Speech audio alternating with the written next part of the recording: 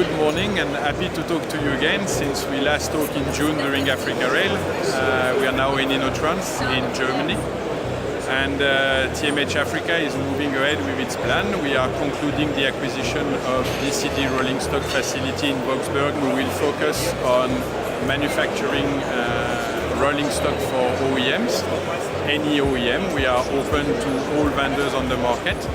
And we will also focus ourselves on maintenance and refurbishment. We will be continuing to manufacture for OEM who wants to localize in South Africa. We have a skilled and capable workforce. We have a workshop of 40,000 square meters, which is today delivering diesel and electrical locomotives as well as coaches. So we are happy to continue on that. And on maintenance, we will focus on diesel locomotive and coaches, both for South Africa and the continent, and try to bring innovation from our mother company in these two fields, which we will both blend some of the engineering capacity we have in-house and engineering capacity we have back in Moscow to make sure that we deliver for South Africa and the continent. Obviously, as part of the acquisition, we will continue to develop local skills. So we found a skill base which is existing and which is very competent. But we know that we have to grow in some of the fields we want to develop. Namely, we need to bring more young people into the company. We have a pretty old workforce today, and we need to develop capacity around diesel engines and coach refurbishing.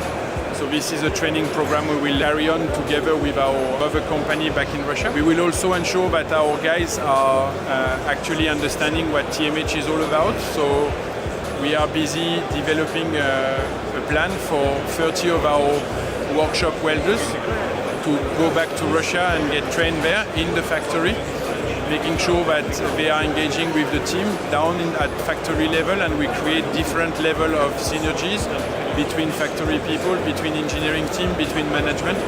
So it's not only a top-down approach, but really a synchronization approach. Moving to the market, we believe at the moment the market is a little bit slow. There is a lot happening in the main order givers in the market, namely Transnet and Prasa. They are very busy with a lot of challenges in the boardroom, and we believe that anytime soon they will be able to differentiate what is happening in the boardroom and the fact that they still need to run the service, so quality of service needs to remain what it is. On the Prasa side, because obviously the continent is moving more and more urban, and it's important that operators like Prasa around the continent are operating nicely and moving people around so they can go to jobs, schools and to their homes. And this is a trend we foresee for the next 20 years at least, where Africa will become more and more urban, so people can have access to services and technology and education in an easier manner. So obviously moving these people around is extremely important. Freight activity, it's also something we foresee as an enabler to the development of the continent. As much as it stands, the continent is still exporting a lot of resources which needs to be moved from mining areas, from production areas out to ports so they can reach the world. And today a lot of this transport is happening on road, which is both uneconomical and CO2 impacting.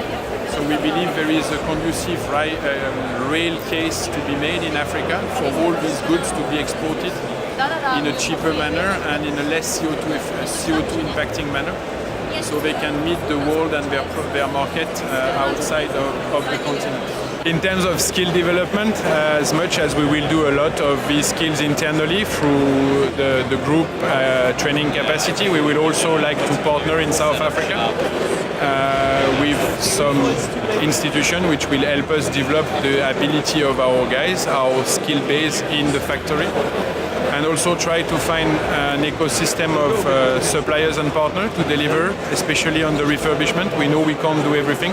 We will need components, we will need suppliers to make sure that we can refurbish on time and with the localization constraint or threshold we want to achieve.